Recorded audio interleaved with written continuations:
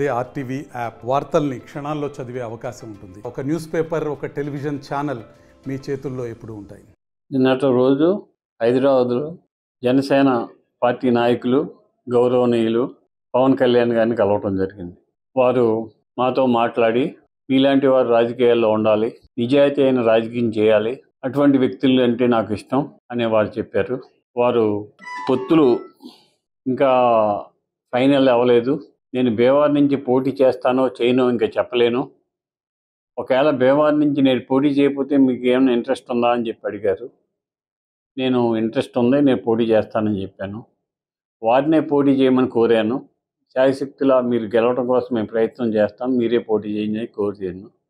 కానీ ఆయన నిర్ణయం ఇంకా చెప్పలేదు. 2 రోజుల్లో ఆయన నిర్ణయం చెప్తారు. ఆయన నిర్ణయం బట్టి మేము ఫాలో అవుతాం. జనసేనలో జాయిన్ అవుతాను 2 రోజుల్లో.